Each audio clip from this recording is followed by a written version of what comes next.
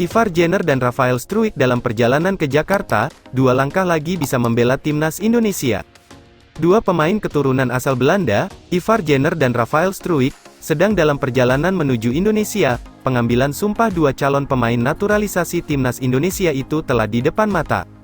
Ivar Jenner dan Rafael Struijk tinggal melalui proses pengambilan sumpah di kantor Kementerian Hukum dan HAM, Kemenkumham, untuk menuntaskan naturalisasi menjadi warga negara Indonesia, WNI. Anggota Komite Eksekutif, EXCO, PSSI, Arya Sinulinga, mengatakan bahwa Ketua Umum, Ketum, PSSI, Erick Thohir, bakal menepati janjinya untuk merampungkan naturalisasi Ivar Jenner dan Rafael Struijk setelah keduanya menyelesaikan kompetisi di Belanda. Ivar Jenner bermain untuk Jong Utrecht, dan Rafael Struijk membela ADO Den Haag. Keduanya sama-sama berkancah di kasta kedua Liga Belanda yang baru saja berakhir pada Jumat, tanggal 19 Mei tahun 2023. Pada musim lalu, Ivar Jenner bertanding 13 kali untuk Jong Utrecht, sedangkan Rafael Struijk hanya 2 kali merumput bersama ADO Den Haag. Sesuai janji Ketua Umum PSSI, Erick Thohir, mereka akan datang setelah kompetisi mereka selesai, ujar Arya Sinulinga.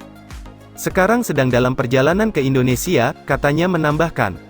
Sebelumnya, Erick Thohir fokus mengawal timnas Indonesia U22 di SEA Games 2023 yang berakhir dengan medali emas dan memutus dahaga podium utama selama 32 tahun atau sejak 1991. Selesai selebrasi juara SEA Games 2023, langsung kerja, imbu Arya Sinulinga. Setelah menaturalisasi Ivar Jenner dan Rafael Struijk, PSSI perlu mengurus perpindahan asosiasi keduanya dari Federasi Sepak Bola Belanda, KNVB, ke Indonesia di FIFA. Sesudah itu, keduanya baru bisa memperkuat timnas Indonesia.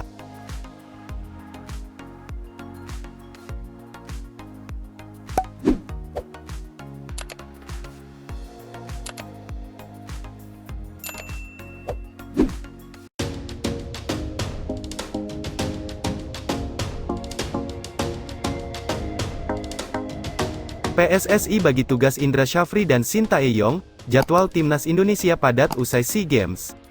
Usai SEA Games 2023, usai arak-arak dan euforia keberhasilan membawa pulang medali emas setelah 32 tahun, kini saatnya timnas Indonesia untuk bersiap mengarungi kompetisi di tingkat yang lebih tinggi dan sulit. Seperti yang disampaikan PSSI melalui Ketum, Erick Thohir dan Waketum Zainuddin Amali. Medali emas SEA Games 2023 sebagai langkah awal untuk menggapai prestasi yang lebih baik dari sepak bola Indonesia. Euforia ini sudah selesai dan sekarang persiapkan yang lain sebaik mungkin, ucap Ketum PSSI Erick Thohir. Untuk itu, setelah SEA Games 2023, keberlangsungan timnas Indonesia akan lebih dispesifikasikan lagi, siapa yang akan menukangi tim senior dan level usia U23 dengan menyesuaikan agenda di depan mata.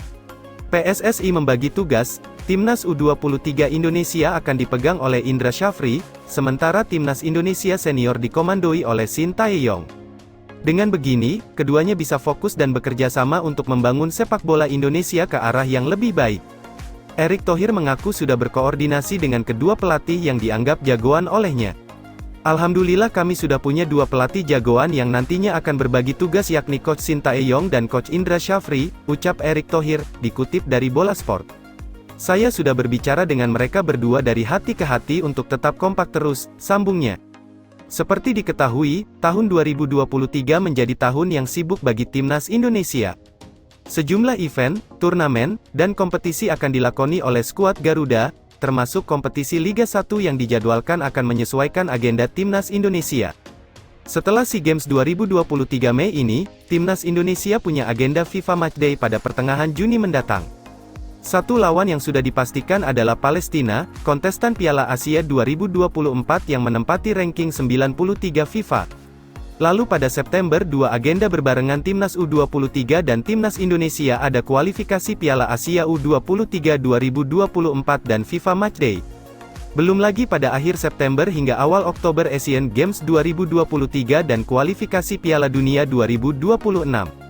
Dilanjutkan dengan FIFA Matchday November hingga Piala Asia 2023 di Qatar untuk timnas Indonesia senior. Jadwal padat jelas, koordinasi kebutuhan tim dan pembagian skuad masih belum diketahui. Apakah Indra Syafri mengandalkan pemain yang tampil di SEA Games, atau Sintayong mengambil beberapa nama untuk skuad senior yang akan dipadukan dengan pemain naturalisasi? Menurut Indra Syafri, khusus untuk Asian Games, pelatih asal Sumatera Barat itu akan memastikan regulasi pemain terlebih dahulu sebelum memutuskan skuad yang ia harapkan. Ya lihat nanti saja regulasinya seperti apa termasuk jumlah pemainnya berapa yang boleh dibawa, ucap Indra Syafri. Setelah itu, kami akan sinkronkan dengan program lainnya. Lagi pula ada Piala Asia 2023 awal tahun depan, jelasnya. Sebagai wujud dukungan, PSSI akan coba mengoptimalkan sekaligus menyinkronkan program timnas dengan kompetisi sepak bola Indonesia agar tidak berbenturan. Liga 1 yang awalnya dijadwalkan mulai pada Juli dan berakhir bulan April tahun 2024, diperkirakan molor hingga Mei karena menyesuaikan agenda di atas. Kan Liga 1 sudah sepakat dengan PSSI ketika timnas memerlukan pemain Liga 1 mendukung, kata Erick Thohir.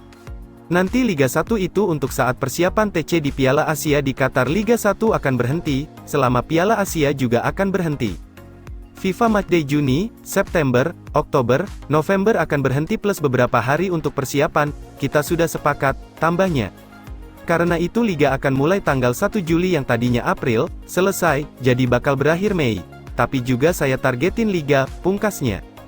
Harapannya, dengan pola yang terprogram ini bisa meningkatkan kualitas sepak bola Indonesia, baik secara kompetisi dan timnas Indonesia. Termasuk dengan menunjang fasilitas dengan menyiapkan sistem VAR yang rencananya dimulai pertengahan musim 2023/2024. Pun dengan regulasi baru yang diterapkan di Liga 1 musim ini, satu di antaranya adalah memainkan U23 minimal selama 45 menit yang menjadi kewajiban bagi klub kontestan. Berikut agenda Timnas U23 Indonesia dan Timnas Indonesia. 12-20 Juni tahun 2023, FIFA Matchday, 4-12 September tahun 2023, FIFA Matchday, kualifikasi Piala Asia U23. 23 September-8 Oktober tahun 2023, Asian Games Hangzhou. 12-17 Oktober tahun 2023, kualifikasi Piala Dunia 2026. 13-21 November tahun 2023, FIFA Matchday, tanggung jawab yang diberikan PSSI untuk Indra Syafri menukangi Timnas U23 Indonesia berarti akan melepas jabatan mantan pelatih Bali United itu sebagai Direktur Teknik PSSI yang dia emban sejak 2019. Teka-teki siapa yang akan menjadi Dirtek PSSI rencananya akan bekerja sama dari Jepang ataupun Jerman, tindakan itu semata untuk meningkatkan kualitas sepak bola Indonesia. Salah satunya kan sudah bicara dengan Jepang nanti kita kerja sama, mengenai benchmarking liga dan wasit, bebernya, dengan Jerman, kita juga akan tanda tangan untuk benchmarking liga, dan juga salah satunya mencari Dirtek, iya dong, membuka peluang diisi orang asing, saya lihat banyak coach-coach muda, Shin Tae-yong juga harus punya pelatih muda dari Indonesia, regenerasilah, pungkasnya.